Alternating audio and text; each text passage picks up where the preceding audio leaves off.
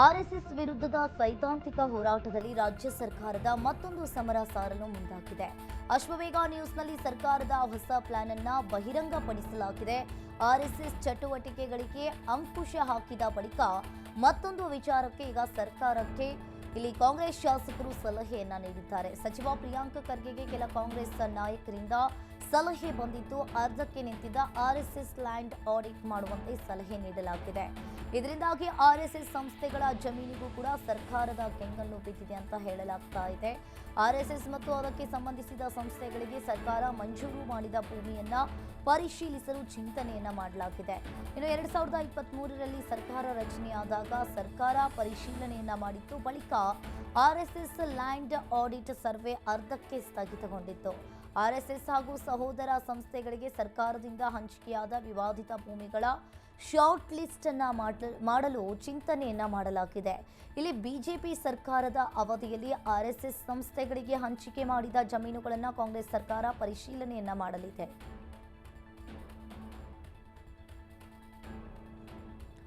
ಆರ್ಎಸ್ಎಸ್ಗೆ ನಿರ್ಬಂಧ ವಿವಾದ ಮತ್ತಷ್ಟು ತೀವ್ರಗೊಳ್ಳುವ ಸಾಧ್ಯತೆ ಇದೆ. ಅನುಮತಿ ಕಡ್ಡಾಯ ಎಂದು ಸಚಿವ ಸಂಪುಟ ಸಭೆ ತೀರ್ಮಾನ ಕೈಗೊಂಡ ಬೆನ್ನಲ್ಲೇ ಅನುಮತಿ ಇಲ್ಲದ ಕಾರ್ಯಕ್ರಮಗಳ ಬ್ಯಾನರ್ ಧ್ವಜಗಳನ್ನು ಚಿತ್ತಾಪುರದಲ್ಲಿ ತೆರವುಗೊಳಿಸಲಾಗಿದೆ. ವಿಜಯದಶಮಿ ಉತ್ಸವ ಮತ್ತು ರಾಷ್ಟ್ರೀಯ ಸ್ವಯಂ ಸೇವಕ ಸಂಘದ 100ನೇ ವರ್ಷದ ಸಂಘ ಶತಾಬ್ದಿ ಸಂಭ್ರಮಕ್ಕಾಗಿ ಭರ್ಜರಿಯಾಗಿ ತಯಾರಿಯನ್ನ ನಡೆಸಿಕೊಳ್ಳಲಾಗುತ್ತಿತ್ತು. ಚಿತ್ತಾಪುರ ಪಟ್ಟಣದ ಪ್ರಮುಖ ವೃತ್ತದಲ್ಲಿ ರಾಷ್ಟ್ರೀಯ ಸ್ವಯಂ ಸೇವಕ ಸಂಘದ ಕಾರ್ಯಕರ್ತರು ಕೇಸರಿ ಬಣ್ಣದ ಪರಾರಿ ಅಭಿಮಾನಿಗಳು ಬ್ಯಾನರ್ಗಳನ್ನ ಭಗವಾ ಧ್ವಜಗಳನ್ನ ಕಟ್ಟಿದ್ರು. ಆದರೆ ಪರವಾನಗಿ ಇಲ್ಲದೆ ಅಳವಡಿಸಲಾಗಿದೆ ಅಂತ ಪುರಸಭೆ ನೌಕರರು ಸಿಬ್ಬಂದಿಗಳು ಕೂಡ ರಾತ್ರೋರಾತ್ರಿ ಆಗಮಿಸಿ ತೆರವುಗೊಳಿಸಿದ್ದಾರೆ.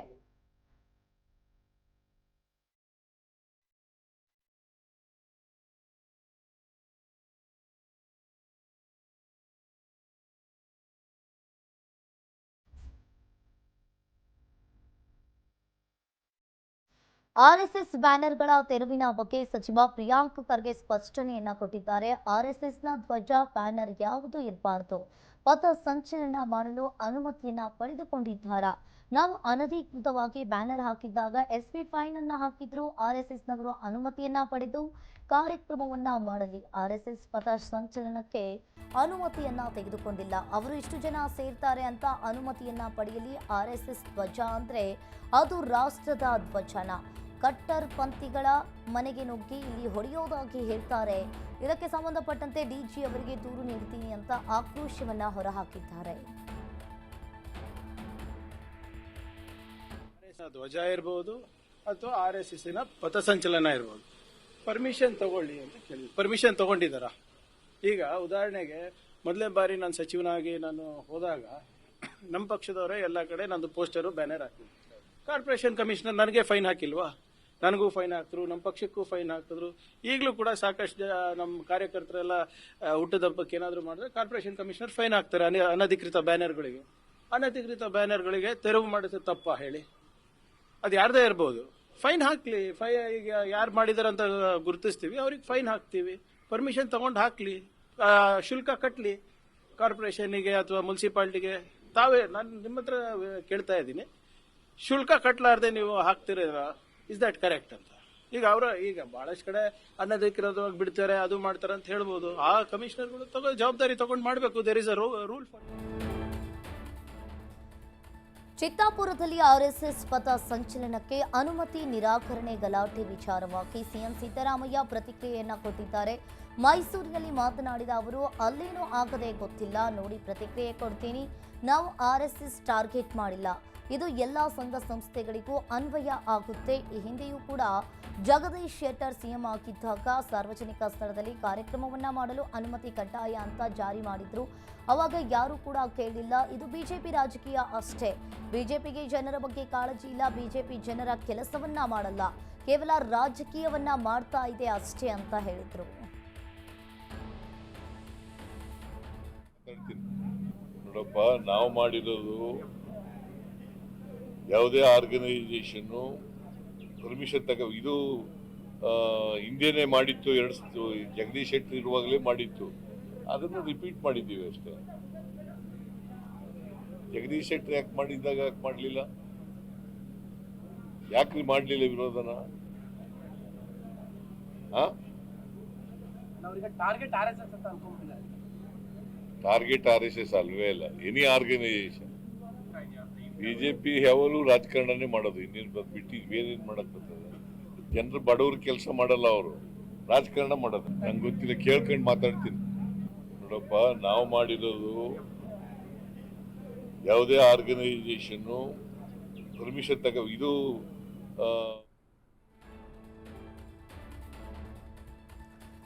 ರಾಜ್ಯದಲ್ಲಿ ಆರ್ಎಸ್ಎಸ್ ಬ್ಯಾನ್ ವಿಚಾರವಾಗಿ ಬೆಳಗಾವಿಯಲ್ಲಿ ಗಡಿ ಉಸ್ತುವಾರಿ ಸಚಿವ HK ಪಾಟೀಲ್ ರಿಯಾಕ್ಟ್ ಮಾಡಿದ್ದಾರೆ. ಯಾವುದೇ ಸಂಸ್ಥೆ, ಸಂಘ, ಸಂಘಟನೆಗಳನ್ನ ಬ್ಯಾನ್ ಮಾಡಲು ಸರ್ಕಾರದ ಮುಂದೆ ಚಿಂತನೆ ಇಲ್ಲ ಅಂತ ಹೇಳಿದ್ರು. ಯಾವುದೇ ಸಂಸ್ಥೆ, ಸಂಘ, ಯಾವುದೇ ಸಂಘಟನೆಗಳನ್ನು ಬ್ಯಾನ್ ಮಾಡೋದ್ರ ಬಗ್ಗೆ, ಯಾವುದಕ್ಕೂ ಬ್ಯಾನ್ ಮಾಡೋದ್ರ ಬಗ್ಗೆ ಸರ್ಕಾರದ ಮುಂದೆ ಪ್ರಸ್ತಾವನೆ ಇಲ್ಲ, ಚಿಂತನೆ ಇಲ್ಲ. ಅವರ ಅಭಿಪ್ರಾಯ ಕೇಳಿ. ನಮ್ಮ ಸರ್ಕಾರದ ಎದುರು ಅಂಥ ಯಾವುದೇ ಚಿಂತನೆ ಇಲ್ಲ. ಯಾವುದೇ ಸಂಸ್ಥೆ, ಸಂಘ, ಯಾವುದೇ ಸಂಘಟನೆಗಳನ್ನು ಬ್ಯಾನ್ ಮಾಡೋದ್ರ ಬಗ್ಗೆ, ಯಾವುದಕ್ಕೂ ಬ್ಯಾನ್ ಮಾಡೋದ್ರ ಬಗ್ಗೆ ಸರ್ಕಾರದ ಮುಂದೆ ಪ್ರಸ್ತಾವನೆ ಇಲ್ಲ, ಚಿಂತನೆ ಇಲ್ಲ. ಅವರ ಅಭಿಪ್ರಾಯ ಕೇಳಿ. ನಮ್ಮ ಸರ್ಕಾರದ ಎದುರು ಅಂಥ ಯಾವುದೇ ಸರ್ಕಾರಿ ಜಾಗಗಳಲ್ಲಿ ನಮಾಜ್ ಮಾಡಲು ಅವಕಾಶವನ್ನ ಕೊಡಬಾರದು ಅಂತ ಹೇಳಿ ಶಾಸಕ ಯತ್ನಾಳ್ ಸಿಎಂ ಸಿದ್ದರಾಮಯ್ಯನವರಿಗೆ ಪತ್ರವನ್ನ ಬರೆದ ವಿಚಾರವಾಗಿ ಪ್ರಿಯಾಂಕ್ ಖರ್ಗೆ ರಿಯಾಕ್ಟ್ ಮಾಡಿದ್ದಾರೆ. ಬೆಂಗಳೂರಿನಲ್ಲಿ ಮಾತನಾಡಿದ ಅವರು, ನಮಗೆ ಏನು ಇರುತ್ತೆ ಅವರಿಗೆ ಅದು ಇರುತ್ತೆ, ಇಲ್ಲಿ ಧರ್ಮದ ಪ್ರಶ್ನೆ ಇಲ್ಲ, ಅದನ್ನ ಉಲ್ಲೇಖಿಸಿಲ್ಲ, ಎಲ್ಲರಿಗೂ ಕೂಡ ಇದು ಅನ್ವಯ ಆಗುತ್ತೆ. ಸಂಘ ಸಂಸ್ಥೆಗಳು, Congress, BJP, RSS, AAP, DSS, STPI, PFI ಎಲ್ಲರಿಗೂ ಕೂಡ ಅನ್ವಯ ಆಗುತ್ತೆ, ಎಲ್ಲರಿಗೂ ಕೂಡ ಕಾನೂನು ಪಾಲನೆಯನ್ನ ಮಾಡ್ತಾರೆ, ಇಲ್ಲಿ ಯಾವುದೇ ಧರ್ಮದ ಪ್ರಶ್ನೆ ಇಲ್ಲ, ಅದನ್ನ ಉಲ್ಲೇಖಿಸಿಲ್ಲ ಅಂತ ಹೇಳಿದ್ರು.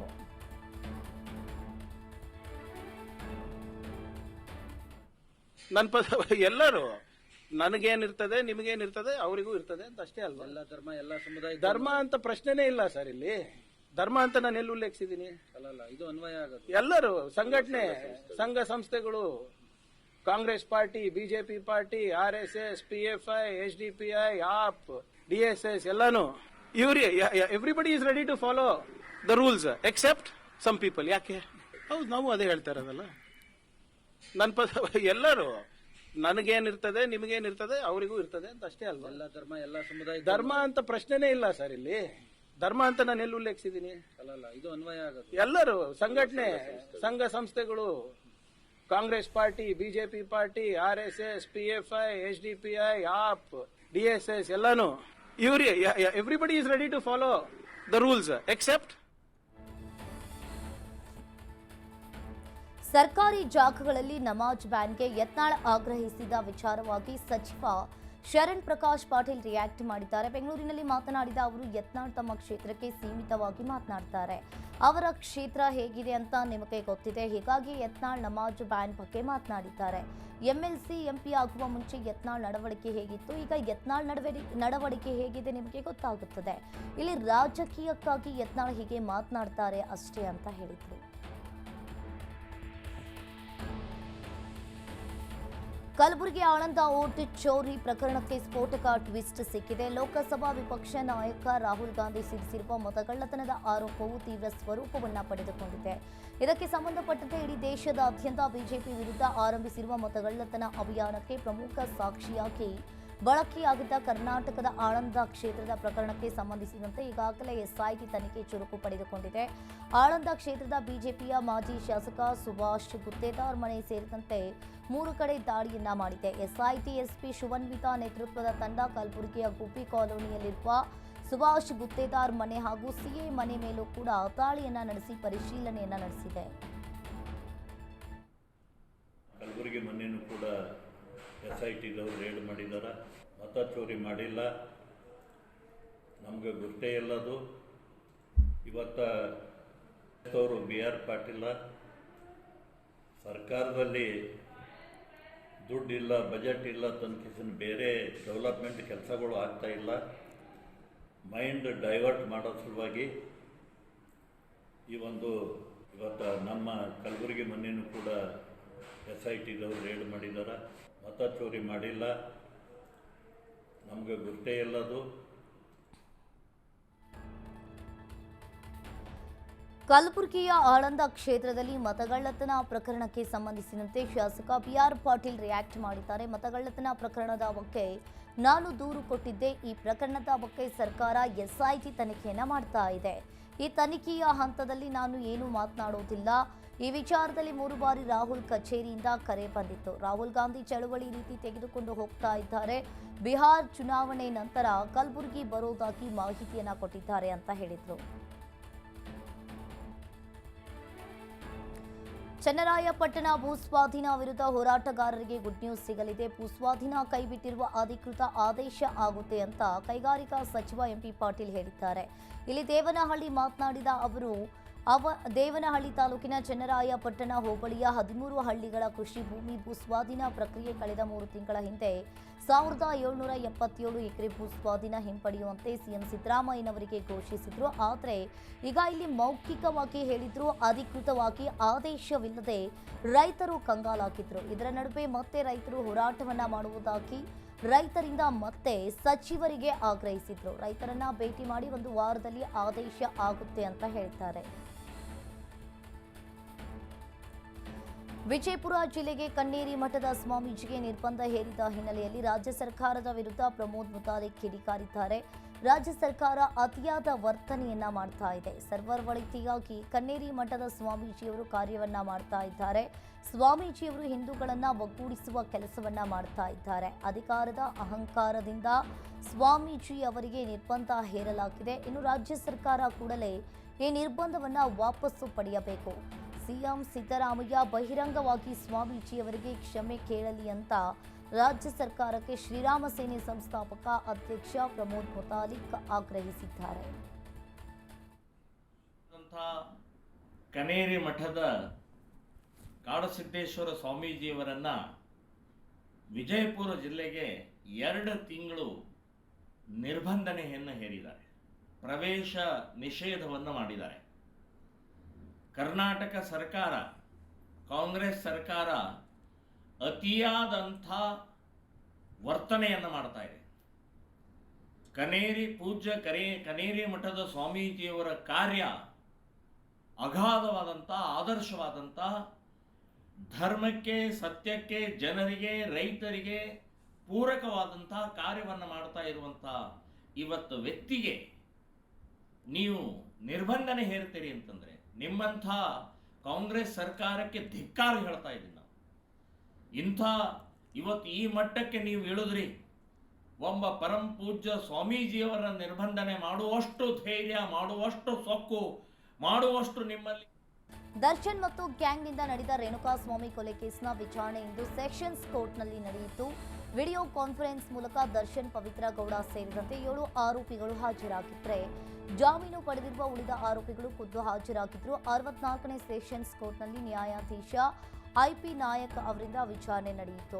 ಇಲ್ಲಿ ದೀಪಕ್ ನಿಖಿಲ್ ನಾಯಕ್ ಹೊರತುಪಡಿಸಿ ಉಳಿದ ಆರೋಪಿಗಳು ಕೋರ್ಟ್ಗೆ ಆಗಮಿಸಿದ್ರು. ಬಳಿಕ ಜಡ್ಜ್ ವಿಚಾರಣೆಯನ್ನ ಅಕ್ಟೋಬರ್ 29ಕ್ಕೆ ಮುಂದೂಡಿಕೆ ಮಾಡಿದ್ದು, ಆ ದಿನ ಎಲ್ಲ ಆರೋಪಿಗಳು ಹಾಜರಾಗಿರಬೇಕು ಅಂತ ಸೂಚನೆ ನೀಡಲಾಗಿದೆ. ಹಾಸನಾಂಬೆ ದರ್ಶನಕ್ಕೆ ರಾಜ್ಯದ ಮೂಲೆ ಮೂಲೆಗಳಿಂದ ಸಹಸ್ರಾರು ಸಂಖ್ಯೆಯಲ್ಲಿ ಭಕ್ತರು ಧಾವಿಸ್ತಾ ಇದ್ರು. ವಾರಾಂತ್ಯ ಹಾಗೂ ದೀಪಾವಳಿ ರಜೆ ಕಾರಣದಿಂದ ಭಕ್ತರ ಸಂಖ್ಯೆ ಹೆಚ್ಚಾಗಿದೆ. ಹೀಗಾಗಿ ಬೆಂಗಳೂರು ಹಾಸನ ಬಸ್ ಸಂಚಾರ ತಾತ್ಕಾಲಿಕವಾಗಿ ಸ್ಥಗಿತವನ್ನ ಮಾಡಲಾಗಿದೆ. ಜನಸಂಖ್ಯೆ ನಿಯಂತ್ರಿಸಲು ಟಿಕೆಟ್ ಬುಕಿಂಗ್ ಕೂಡ ತಾತ್ಕಾಲಿಕವಾಗಿ ಸ್ಥಗಿತಗೊಳಿಸಲಾಗಿದೆ.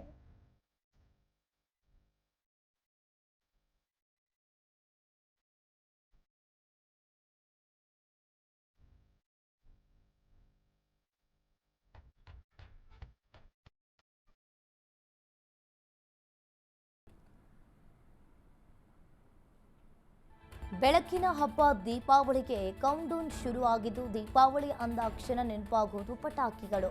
ಸರ್ಕಾರ ಹಸಿರು ಪಟಾಕಿಗಳನ್ನು ಮಾರಲು ಮಾತ್ರ ಅವಕಾಶವನ್ನ ಕಲ್ಪಿಸಲಾಗಿತ್ತು. ಇನ್ನು ದೀಪಾವಳಿ ಹಬ್ಬಕ್ಕೆ 2 ರಿಂದ 3 ದಿನವಿದೆ. ಬೆಂಗಳೂರಿನಲ್ಲಿ ಪಟಾಕಿ ಮಾರಾಟಕ್ಕೂ ಈಗಾಗಲೇ ಸಿದ್ಧತೆ ಕೂಡ ನಡೀತಾ ಇದೆ. ಈ ನಡುವೆ ಸರ್ಕಾರ ಪರಿಸರ ಸ್ನೇಹಿ ಹಬ್ಬ ಆಚರಿಸಲು ಕರೆ ನೀಡಿದ್ದು, ಕೇವಲ ಹಸಿರು ಪಟಾಕಿಯನ್ನ ಬಳಸಲು ಕರೆ ನೀಡಲಾಗಿದೆ. ಇನ್ನು ಹಸಿರು ಪಟಾಕಿಗಳನ್ನು ಪತ್ತೆ ಹಚ್ಚಲು 10 ಮೀಟರ್ ದೂರದಲ್ಲಿ ಶಬ್ದ ಮಾಪನಗಳನ್ನು ಬಳಸಲಿದ್ದಾರೆ. ಇದರಂತೆ ಈ ಮೀಟರ್ನಲ್ಲಿ 125 ಡೆಸಿಬಲ್ ಬರುವ ಹಾಗೆ ಇಲ್ಲ. ಒಂದು ವೇಳೆ ಬಂದರೆ ಅದನ್ನು ನಿಷೇಧಿತ ಪಟಾಕಿ ಅಂತ ಗುರುತಿಸಲಾಗುತ್ತದೆ. ಇಂತಹ ಪಟಾಕಿ ಮಾರುವವರ ವಿರುದ್ಧ ಕಾನೂನು ಕ್ರಮ ಕೈಗೊಳ್ಳಲು ಇಲಾಖೆಯಲ್ಲಿ ಮುಂದಾಗಿದೆ. ಇನ್ನು 1991 ಪಬ್ಲಿಕ್ ಲಯಬಿಲಿಟಿ ಆಕ್ಟ್ ಪ್ರಕಾರ ಪಟಾಕಿ ಅಂಗಡಿಗೆ ಇನ್ಶೂರೆನ್ಸ್ ಅನ್ನ ಮಾಡಿಸಿ ಅಂತ ಅಧಿಕಾರಿಗಳು ಸಲಹೆಯನ್ನ ನೀಡ್ತಾ ಇದ್ದಾರೆ.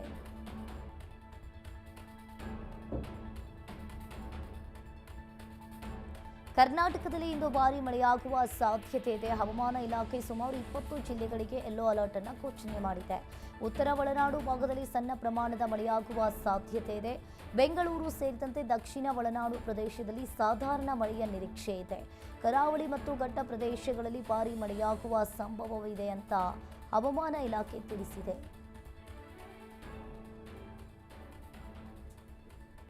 ಬ್ರ್ಯಾಂಡ್ ಬೆಂಗಳೂರಿನ ರಸ್ತೆ ಗುಂಡಿ ಬಗ್ಗೆ ಉದ್ಯಮಿ ಕಿರಣ್ ಮಜುಂದಾರ್ ಶಾ ರಾಜ್ಯ ಸರ್ಕಾರದ ವಿರುದ್ಧ ಕಿಡಿಕಾರಿದ್ದಾರೆ. ಬೆಂಗಳೂರಿನ 10ಕ್ಕೂ ಹೆಚ್ಚು ರಸ್ತೆಗಳ ಅಭಿವೃದ್ಧಿಗೆ ತಯಾರಿಯನ್ನು ನಡೆಸಲಾಗ್ತಾ ಇದೆ. ಉದ್ಯಮಿ ಕಿರಣ್ ಮಜುಂದಾರ್ ಶಾ ಅವರು ನಗರಾಭಿವೃದ್ಧಿ ಮುಖ್ಯ ಕಾರ್ಯದರ್ಶಿ ಜೊತೆ ಮಾತುಕತೆಯನ್ನ ನಡೆಸಿ ಇಲ್ಲಿ ಸ್ವಂತ ಖರ್ಚಿನಲ್ಲಿ ರಸ್ತೆ ಅಭಿವೃದ್ಧಿ ಮಾಡಲು ಸಿದ್ಧತೆಯನ್ನ ಮಾಡಿಕೊಂಡಿದ್ದಾರೆ. ರಸ್ತೆ ಅಭಿವೃದ್ಧಿಗೆ ಬಹುತೇಕವಾಗಿ ನಗರಾಭಿವೃದ್ಧಿ ಇಲಾಖೆ ಒಪ್ಪಿಗೆ ಕೊಟ್ಟಿದ್ದು, ಈಗ ಏಕಾಏಕಿ ರಸ್ತೆ ಅಭಿವೃದ್ಧಿ ಮಾಡ್ತೀವಿ ಅಂತ ಹೇಳಿದ್ದಾರೆ.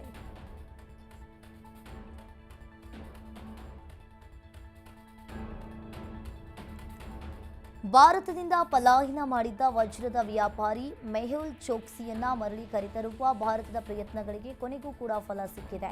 ಬೆಲ್ಜಿಯಂನ ಅಟ್ವೆಂಟ್ ನ್ಯಾಯಾಲಯವು ಕೂಡ ಚೋಕ್ಸಿ ಅವರನ್ನ ಭಾರತಕ್ಕೆ ಹಸ್ತಾಂತರಿಸಲು ಆದೇಶವನ್ನು ಹೊರಡಿಸಿದೆ. ಬೆಲ್ಜಿಯಂ ಅಧಿಕಾರಿಗಳು ಅವರನ್ನ ಬಂಧಿಸಿದ್ದು ಮಾನ್ಯವಾಗಿದೆ ಅಂತ ತನ್ನ ಆದೇಶದಲ್ಲಿ ಹೇಳಿದೆ. ಇನ್ನು ಅಧಿಕಾರಿಗಳ ಪ್ರಕಾರ ಮೆಹುಲ್ ಚೋಕ್ಸಿ ಉನ್ನತ ನ್ಯಾಯಾಲಯದಲ್ಲಿ ಮೇಲ್ಮನವಿ ಸಲ್ಲಿಸುವ ಸಾಧ್ಯತೆ ಇದೆ. ಆದರೂ ಕೂಡ ಈ ತೀರ್ಪು ಈ ಪ್ರಕರಣದಲ್ಲಿ ಮೈಲುಗಲ್ಲಾಗಲಿದೆ. ಇನ್ನು ಭಾರತದ ಕೋರಿಕೆಯ ಮೇರೆಗೆ ಬೆಲ್ಜಿಯಂ ಅಧಿಕಾರಿಗಳಿಂದ ಅವರ ಬಂಧನವು ಮಾನ್ಯವಾಗಿದೆ ಅಂತ ಹೇಳಿ ತಿಳಿಸಿದ್ದಾರೆ. ಇಲ್ಲಿ ಅವರನ್ನು ಹಸ್ತಾಂತರಿಸುವಲ್ಲಿ ಮೊದಲ ಕಾನೂನು ಹೆಜ್ಜೆ ಇಡಲಾಗಿದೆ ಅಂತ ಭಾರತದ ಹಿರಿಯ ಅಧಿಕಾರಿಯೊಬ್ಬರು ತಿಳಿಸಿದ್ದಾರೆ. ಪ್ರಧಾನಿ ನರೇಂದ್ರ ಮೋದಿ ಅವರು ಇಂದು ದೆಹಲಿಯಲ್ಲಿ ಶ್ರೀಲಂಕಾ ಪ್ರಧಾನಿ ಹರಿಣಿ ಅಮರ್ ಸೂರ್ಯ ಅವರನ್ನ ಭೇಟಿ ಮಾಡಿ ಶಿಕ್ಷಣ, ಮಹಿಳಾ ಸಬಲೀಕರಣ, ಅಭಿವೃದ್ಧಿ ಮತ್ತು ಮೀನುಗಾರರ ಕಲ್ಯಾಣದ ಬಗ್ಗೆ ಚರ್ಚೆಯನ್ನ ಮಾಡಿದ್ರು. ಈ ಬಗ್ಗೆ ಪ್ರಧಾನಿ ನರೇಂದ್ರ ಮೋದಿ ಎಕ್ಸ್ನಲ್ಲಿ ಮಾಹಿತಿ ಮತ್ತು ಫೋಟೋಗಳನ್ನು ಹಂಚಿಕೊಂಡಿದ್ದಾರೆ.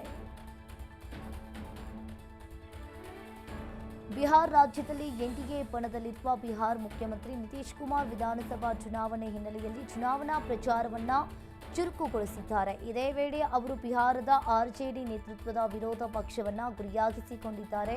ಚುನಾವಣಾ ವೇಳಾಪಟ್ಟಿ ಘೋಷಣೆಯ ನಂತರ ತಮ್ಮ ಮೊದಲ ದೊಡ್ಡ ಚುನಾವಣಾ ರ್ಯಾಲಿಯನ್ನ ಉದ್ದೇಶಿಸಿ ಇಂದು ಮಾತನಾಡಿದ ನಿತೀಶ್ ಕುಮಾರ್, ಕೇಂದ್ರ ಸರ್ಕಾರ ನಮಗೆ ದೊಡ್ಡ ಬೆಂಬಲವನ್ನ ನೀಡಿದೆ. ಪ್ರಧಾನಿ ನರೇಂದ್ರ ಮೋದಿ ಬಿಹಾರಕ್ಕೆ ಸಾಕಷ್ಟು ಸಹಾಯವನ್ನ ಮಾಡಿದ್ದಾರೆ. ನಮಗೆ ಪ್ರದರ್ಶಿಸಲು ಹಲವು ಯೋಜನೆಗಳಿವೆ ಅಂತ ಒತ್ತಿ ಹೇಳಿದ್ದಾರೆ. ತಮಿಳುನಾಡಿನ ಕಾಲ್ತುಳಿತ ಪ್ರಕರಣಕ್ಕೆ ಸಂಬಂಧಿಸಿದಂತೆ ಮದುರೈ ಮೂಲದ ವಕೀಲ ಸೆಲ್ವಕುಮಾರ್ ಅವರು ಈ ಘಟನೆಯ ಬಗ್ಗೆ ಹೈಕೋರ್ಟ್ಗೆ ಅರ್ಜಿ ಸಲ್ಲಿಸಿದ್ರು.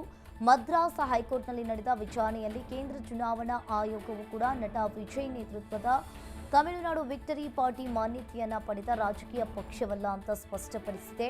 ಕರೂರಿನಲ್ಲಿ ಕಾಲ್ತುಳಿತದಿಂದ 41 ಜನರು ಸಾವನ್ನಪ್ಪಿದ ದುರ್ಘಟನೆಯ ಕುರಿತು ನಡೀತಾ ಇರುವ ವಿಚಾರಣೆ ಹಿನ್ನೆಲೆಯಲ್ಲಿ ಈಗ ಈ ಚುನಾವಣೆ ಆಯೋಗದ ಈ ಹೇಳಿಕೆಯು ಕೂಡ ಮಹತ್ವವನ್ನ ಪಡೆದುಕೊಂಡಿರುವಂಥದ್ದು. ಅರ್ಜಿಯಲ್ಲಿ ರಾಜಕೀಯ ಪಕ್ಷದ ಸಭೆಗಳಲ್ಲಿ ಮಹಿಳೆಯರು ಮತ್ತು ಮಕ್ಕಳನ್ನು ಒಟ್ಟುಗೂಡಿಸುವುದು ಜನತಾ ಪ್ರಾತಿನಿಧ್ಯ ಕಾಯ್ದೆ ಹಾಗೂ ಚುನಾವಣಾ ನೀತಿ ಸಂಹಿತೆಗೆ ವಿರುದ್ಧ ಅಂತ ಹೇಳಿ ಉಲ್ಲೇಖಿಸಲಾಯಿತು.